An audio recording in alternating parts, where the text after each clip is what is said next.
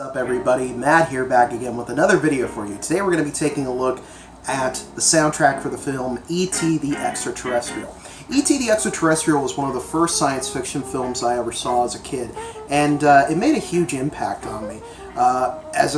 Being a fan of science fiction and fantasy, this was really one of the things that opened the door to me as it were.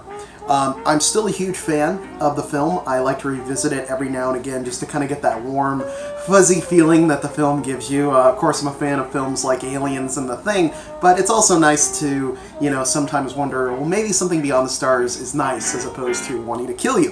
What else can be said about this film, that hasn't been said a million times already? It's an American classic.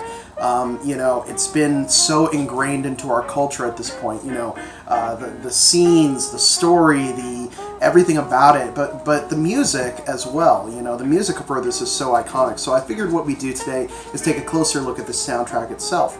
I love collecting John Williams scores on vinyl. The way he composes his music, you could just sit down and listen to it, and it gives you a whole different perspective on the film.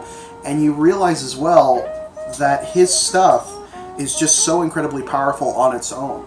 He does an incredible job with this. Now, this album here should not be confused with the children's album, which was released a little bit later on in the same year, 1982, which led to the amazing photo of Michael Jackson and E.T., which you should all look up.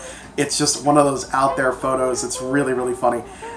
This was the score that was released on the same day, June 11th, 1982. And it was recorded at the MGM Scoring Stage in Culver City, California. The soundtrack itself is actually a recording of the concert scores, the concert cues that John Williams wrote, and they recorded them specifically for this album. Now, eventually there would be several re-releases of this record, and they would indeed include the scores from the film. John Williams' task for this film, according to Spielberg, was to make the alien seem more sympathetic by using the music, and he did it in this. The music really does kind of, much like how the music was Jaws, was the shark, in this film, the music really did signify E.T. as a presence.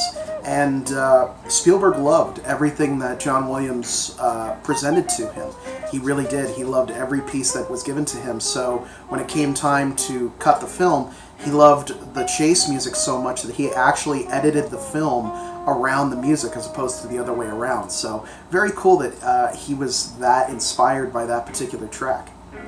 Williams did something really cool musically. He used a technique called polytonality, which is where you play two different tones, two different keys at the same time. The result was this really dreamlike feel to the music that really did capture both the mystery of this extraterrestrial and kind of the wonderment of the kids that it was encountering.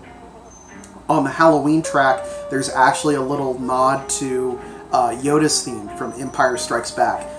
Because in that particular scene, E.T. is walking around, he sees the kid dressed as Yoda, says, "Home, home," and, so there you go. Much like everything associated with this film, this soundtrack was an absolute runaway hit, sold tons of copies. It's one of the rare scores that actually has the honor of winning a BAFTA, a Grammy, a Golden Globe, and an Academy Award for Best Original Score. And oddly enough, the only other times that's really ever happened has been with John Williams scores.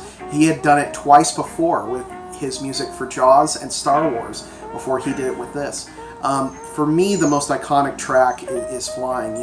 Hearing that piece just brings about an amazing feeling of childlike wonder, and that hope inside you that anything is possible if you just believe.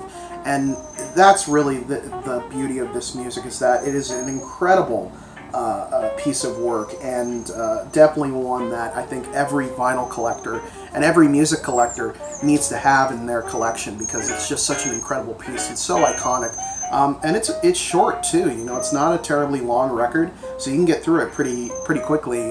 Not that you would want to, but yeah, definitely turn this one on, turn it up, and just enjoy this incredible, fantastic piece of music. So that's all I have to say about the E.T. soundtrack on vinyl. I highly recommend it if you can find it. I will see you guys next time.